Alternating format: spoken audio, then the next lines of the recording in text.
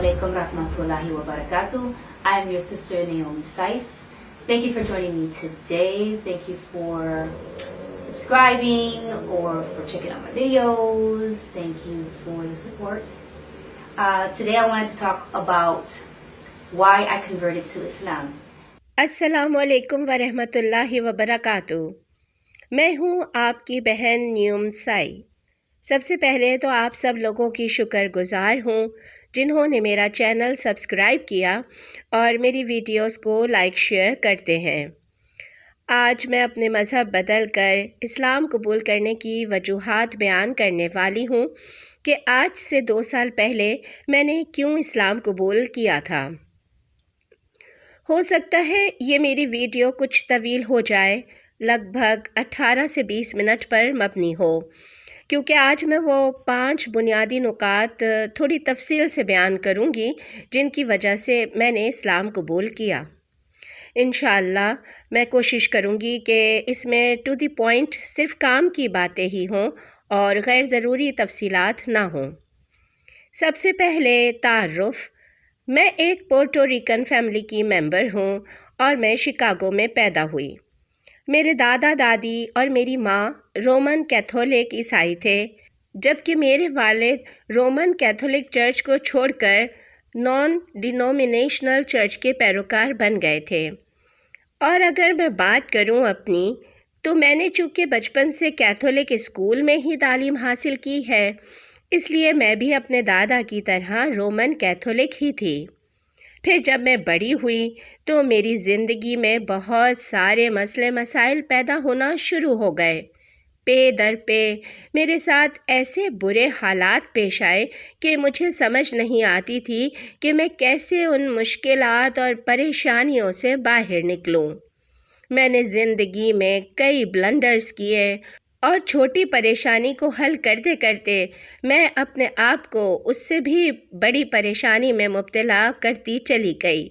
और मैंने ऐसे कई बेतुके काम किए कि जिनके करने की कोई वजह नहीं थी।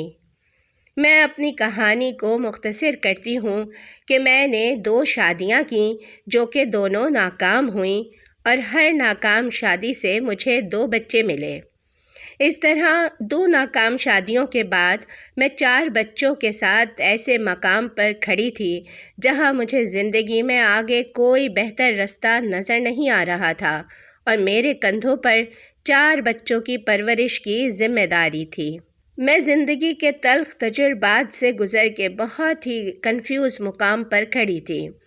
मुझे समझ नहीं आ रहा था कि ये सब कुछ मेरे साथ ही क्यों हो रहा है।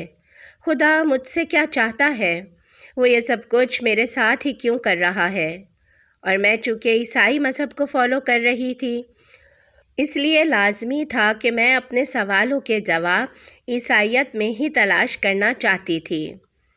तो यहाँ से मेरा खुदा की खोज का सफ़र शुरू होता है, जो कि आखिरकार इस्लाम कबूल करने पर जाकर ख़त्म हुआ। इस तरह मैंने 2013 में दोबारा चर्च जाना शुरू कर दिया, मगर 4 बच्चों की परवरिश की ज़िम्मेदारियों के साथ मैं चूँकि चर्च को बहुत ज़्यादा टाइम नहीं दे पाती थी, इसलिए कई संडे ऐसे भी गुज़र जाते कि मैं चर्च ना जा पाती।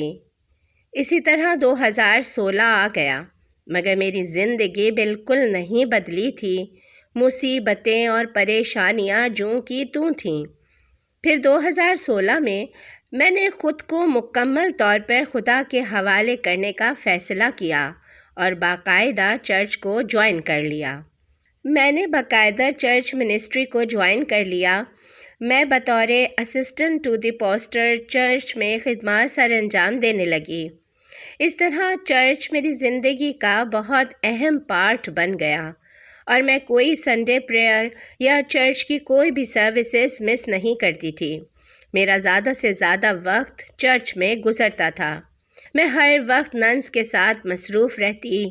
मैं चर्च की प्रेयर्स टीम का हिस्सा थी और मेरी ज़िम्मेदारी थी कि चर्च की कॉन्ग्रीगेशनल सिंगिंग को लीड करूं। इसके अलावा मैं चर्च में एडवांस लेवल का बाइबल स्टडी कोर्स भी ज्वाइन कर चुकी थी। शुरू में मुझे बाइबल की हिस्ट्री काफ़ी दिलचस्प लगी थी, मगर मैं जैसे जैसे बाइबल की हिस्ट्री पढ़ती गई میرا دل چرچ سے دور ہونے لگا۔ میں نے چرچ میں پڑھائی جانے والی ہسٹری کے علاوہ بھی گھر پر آ کر بائبل پر ریسرچ شروع کر دی اور اس حوالے سے کئی کتابوں کا مطالعہ کیا اور انٹرنیٹ پر بھی کافی لٹریچر اس بارے میں پڑھا۔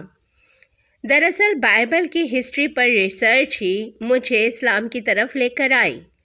میں اگر اپنے اسلام کی طرف آنے والے سفر کو تفصیل سے بیان کروں تو 5 بنیادی پوائنٹ ہیں جن کی وجہ سے میں نے اسلام قبول کیا۔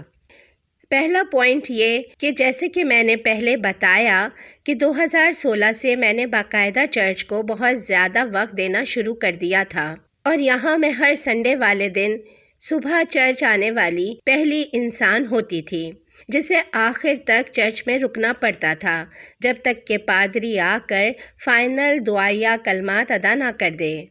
ہاں، یہ بات درست ہے کہ مجھے گاسپل میوزک بہت پسند تھا اور میں چرچ میں گائے جانے والے نغمے کی پروڈکشن، لائٹنگ وغیرہ کا اہتمام کرنے کے ساتھ ساتھ اس سارے گانے اور میوزک کو بہت زیادہ انجوائے بھی کرتی تھی۔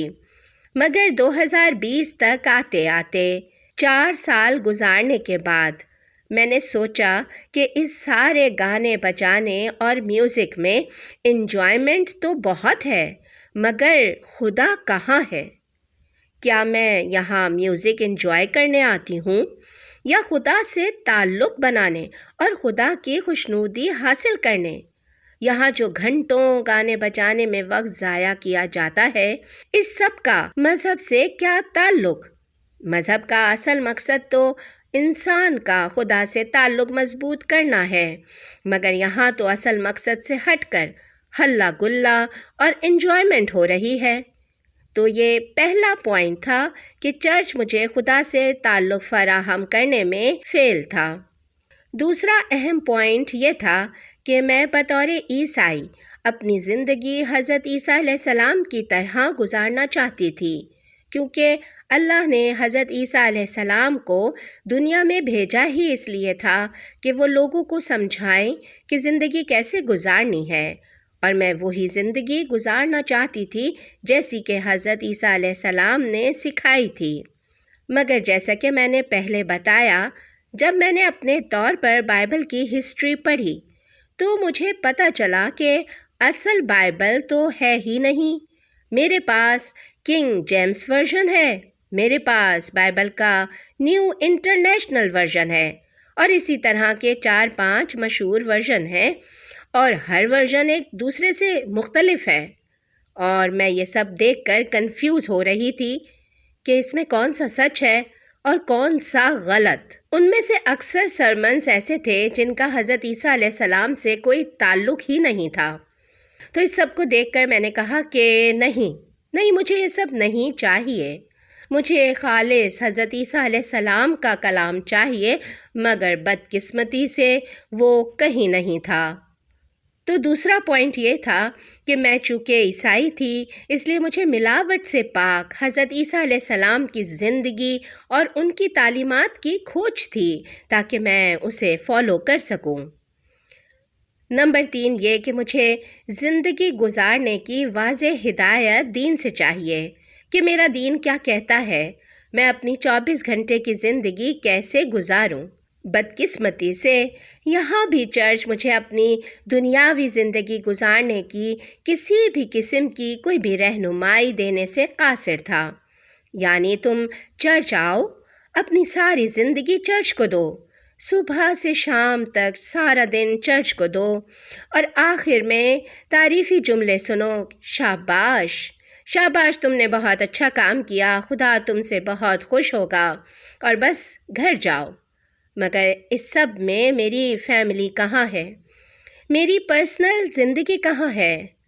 میں بہت افسوس سے کہوں گی کہ بہت سارے لوگ ہیں جو چرچ کی خدمات میں مصروف ہیں اور انہوں نے اپنی فیملیز کو پس پشت ڈالا ہوا ہے۔ وہ اپنی فیملی کا حق مار رہے ہیں، اور جو کوالٹی ٹائم ان کو اپنی فیملی کو دینا چاہیے وہ نہیں دے رہے۔ جبکہ اسلام واضح طور پر حقوق العباد کی بات کرتا ہے۔ اسلام آپ کو 24 گھنٹے کی زندگی گزارنے کی واضح گائیڈ لائن دیتا ہے، وہ صرف عبادات پر فوکس کرنے کی بات نہیں کرتا۔ تو میں آپ کو بتا رہی تھی کہ مجھے مذہب سے کلیئر ڈائریکشنز چاہیے تھیں۔ شادی شدہ زندگی کیسے گزارنی ہے، بچوں کے ساتھ کیسے سلوک کرنا ہے، اپنی فائنینشیل ضروریات کو پوری کرنے کے لیے مذہب کیا گائیڈ لائن دیتا ہے۔ مجھے ان سب کے بارے میں بائبل سے، چرچ سے اور عیسائیت سے واضح ہدایات چاہیے تھیں، مگر افسوس کی بات یہ ہے کہ کسی بھی فرقے کا کوئی بھی پادری اس کا کوئی واضح جواب نہیں دیتا۔ ہاں، البتہ سب پادریوں نے اس حوالے سے اپنی اپنی لسٹ بنا رکھی ہے اور کسی کی لسٹ دوسرے سے میچ نہیں کرتی، مگر مجھے پادریوں کی نہیں، حضرت عیسیٰ علیہ السلام کی بتائی گئی لسٹ اور گائیڈ لائن چاہیے تھی، جو کسی فرقے کے، کسی پادری یا چرچ کے پاس نہیں تھی۔ چوتھا اہم نقطہ یہ تھا کہ مجھے اپنے بنیادی ایمان کی عقلی دلیل چاہیے۔ میں بغیر کسی دلیل کے کسی بھی چیز پر اندھا ایمان نہیں لا سکتی، اور ایمانی معاملات میں سب سے بنیادی دلیل الہامی کتاب ہے۔ اس لیے مجھے ہر چیز پر ایمان لانے کے لیے الہامی کتاب یعنی بائبل سے دلیل چاہیے، اور وہ دلیل عقلی معیار پر پوری بھی اترنی چاہیے۔ مثال کے طور پر مجھے بائبل سے دلیل چاہیے کہ حضرت عیسیٰ علیہ السلام خدا کے بیٹے ہیں۔ ایسا کوئی دعویٰ حضرت عیسیٰ علیہ السلام نے کیا ہو کہ میں خدا کا بیٹا ہوں، یا اللہ نے ایسی کوئی وحی نازل کی ہو کہ اے عیسیٰ تم میرے بیٹے ہو۔ مجھے ٹرینٹی پر بائبل سے دلیل چاہیے کہ خدا نے اپنی خدائی طاقت 3 حصوں میں تقسیم کی، اور پھر بائبل کی کہی گئی باتیں سائنس سے اور عقل سے بھی ثابت ہونی چاہیے۔ مثال کے طور پر بائبل کے ایک ورژن میں لکھا ہے کہ اللہ نے جب کائنات بنانا شروع کی تو پہلے زمین اور دوسری چیزیں بنائیں، اور چوتھے دن سورج بنایا، جبکہ سائنٹیفکلی سورج کا وجود زمین سے پہلے ہے، اور عقلی طور پر بھی سورج کے بغیر دن رات کا فرق کیسے پتہ چلتا تھا؟ کیسے کہا جا سکتا ہے کہ وہ چوتھا دن تھا؟ چلیے ہم وقتی طور پر اس بات کو خدا کی قدرت پر موقوف بھی چھوڑ دیتے ہیں، مگر چرچ اور پادری تو سرے سے لاجک مانگنے کو ہی جرم قرار دے رہے تھے۔ وہ تو کہہ رہے تھے کہ ایمانیات پر سوال اٹھانا جرم اور گستاخی ہے، جبکہ قرآن میں بیان کی گئی ایک ایک بات کو عقلی اور سائنٹیفکلی ثابت کیا جا سکتا ہے۔ وہاں تو محمد صلی اللہ علیہ وآلہ وسلم نے 1400 سال پہلے وہ سائنسی راز بتائے تھے جن کو اب 1400 سال بعد سائنس کہہ رہی ہے کہ ہاں یہ سب سچ ہے۔ یہ بہرحال اپنی ذات میں ایک معجزہ ہے، اور یہ ایک الگ ٹاپک بھی ہے۔ میں یہاں اس کی بہت زیادہ تفصیل میں نہیں جانا چاہتی۔ لاجیکلی تو حضرت عیسیٰ علیہ السلام کا پیغام ایک خدا کی عبادت کا پیغام تھا جس کا کوئی شریک نہ ہو، اور حقیقت میں آج کے دور میں اگر کوئی مذہب حضرت عیسیٰ علیہ السلام کے اصلی میسج پر عمل کر رہا ہے تو وہ اسلام ہے، جہاں ابراہیم، موسیٰ اور عیسیٰ علیہ السلام کے خدا کی عبادت ہوتی ہے، اور اس کے ساتھ کسی کو شریک نہیں کیا جاتا۔ اس طرح چوتھا پوائنٹ یہ تھا کہ مجھے ایمانیات کی وہ تعلیم چاہیے تھی جو لاجیکلی اور الہامی کتاب سے ثابت شدہ اور اوتھینٹک ہو۔ اور آخری اور پانچویں اہم وجہ یہ تھی کہ اسلام نے میرے دل و دماغ کو متاثر کیا تھا۔ جی ہاں، جب میں نے اسلام کو پڑھنا شروع کیا تو مجھے پہلے دن سے ہی محسوس ہونا شروع ہو گیا تھا کہ یہی وہ منزل ہے جس کی مجھے تلاش تھی۔ جہاں قرآن کے ہزاروں ورژن تو دور، کوئی دوسرا ورژن بھی نہیں تھا۔ آپ امریکہ سے لے کر آسٹریلیا تک پوری دنیا گھوم لیجئے، کہیں سے بھی قرآن پاک اٹھائیں، آپ کو ایک ہی عبارت، ایک ہی ورژن ملے گا۔ اسلام اپنے ہر ایمانی تقاضے اور ہر عبادت کو لاجیکلی ثابت کرتا ہے۔ اسلام صرف قرآن سے نہیں بلکہ پچھلی الہامی کتابوں مثلاً توریت اور انجیل وغیرہ سے بھی خود کو سچا ثابت کرتا ہے۔ میں نے جب اسلام کو پڑھنا شروع کیا تھا تو میری قطعی نیت نہیں تھی کہ میں اسے قبول کروں گی، میں بس اسے ٹرائی کرنا چاہتی تھی کہ اسے بھی پڑھ کر دیکھتے ہیں کہ یہ کیا کہتا ہے، مگر پڑھنے کے بعد اسے جھوٹا کہنا اور اس پر عمل نہ کرنا میرے اپنے اختیار میں نہیں تھا، اور میں بے اختیار اس کے سچا ثابت ہونے پر اس پر عمل کرتی چلی گئی۔ مجھے چرچ نے بتایا تھا کہ مسلمان حضرت عیسیٰ علیہ السلام کے مخالف ہیں اور یہودیوں کو چرچ بہت بلند مرتبہ دیتا تھا، جبکہ سچ یہ ہے کہ حضرت عیسیٰ علیہ السلام کی اصل عزت مسلمان ہی کرتے ہیں، اور کوئی مسلمان اس وقت تک مسلمان ہو ہی نہیں سکتا جب تک کہ وہ حضرت عیسیٰ علیہ السلام کو عزت نہ دے، اور یہودی ہی تھے جنہوں نے حضرت عیسیٰ علیہ السلام کو نبی ماننے سے انکار کیا تھا اور انہیں صلیب پر سولی دی تھی۔ جب میں نے اسلام پر ریسرچ کی تو مجھے پتہ چلا کہ میں تو اسلام کو اسٹڈی کرنے سے پہلے ہی مسلمان تھی، کیونکہ 90% چیزیں تو ہمیشہ ہی اسلام اور عیسائیت میں ایک جیسی ہیں۔ جن میں اختلاف ہے، مثلاً حضرت عیسیٰ علیہ السلام کا خدا کا بیٹا ہونا یا ٹرینٹی وغیرہ، ان میں سے اکثر چیزوں میں میں عیسائیت کے عقیدے سے پہلے ہی مطمئن نہیں تھی۔ صرف ایک چیز کا فرق تھا، وہ یہ کہ اسلام کو اسٹڈی کرنے سے پہلے میں محمد صلی اللہ علیہ وآلہ وسلم کو نبی نہیں مانتی تھی، مگر قرآن کی سچائی جاننے کے بعد میرے دل نے کہا کہ ایسی سچی کتاب جس پر نازل ہوئی ہے وہ 200% سچا نبی ہے۔ میں نے جب غور کیا تو میں نے سوچا کہ میری دادی بھی مسلمان ہی تھیں۔ وہ ہمیشہ کہتی تھیں صرف خدا سے مانگو، جیسس سے مت مانگو۔ جیسس صرف خدا کا پیغام بندوں کو پہنچانے والے تھے، اس سے زیادہ کچھ بھی نہیں۔ پورے جسم ڈھانپنے والے لباس پہنو، سر کو ڈھانپو جیسے ننس ڈھانپتی ہیں۔ وہ کبھی چرچ نہیں جاتی تھیں، وہ اپنی عبادت اپنے کمرے میں کرتی تھیں۔ میری دادی وہ پہلی خاتون تھیں جن کو میں نے دیکھا کہ انہوں نے اپنی زندگی خدا کے سپرد کر رکھی تھی، اور جب میں اسلام میں آئی، جب میں نے اسلام قبول کیا تو مجھے لگا کہ 99% یہ وہی چیز ہے جو کہ پہلے سے ہی میرے دل و دماغ میں تھی۔ تو بس یہ وہ 5 بنیادی چیزیں تھیں کہ میں کیوں اسلام کی طرف مائل ہوئی یا میں نے کیوں اسلام قبول کیا۔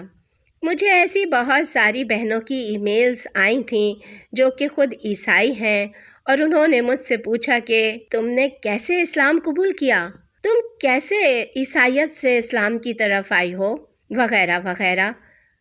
تو میری اسلام کی طرف آنے کی کہانی قدرتی تھی، اس میں کوئی مسلمان شامل نہیں تھا کہ جس کو دیکھ کر کہ میں اسلام کی طرف آ گئی۔ بس میرے اللہ تعالیٰ کی رحمت تھی، میرے اللہ نے مجھے ہدایت دینے کا فیصلہ کیا اور میں قدم بقدم چلتے چلتے یہاں تک آ پہنچی۔ تو آج کی ویڈیو اسی لیے تھی کہ شاید میری کہانی کسی اور کے لیے رہنمائی کا سبب بنے۔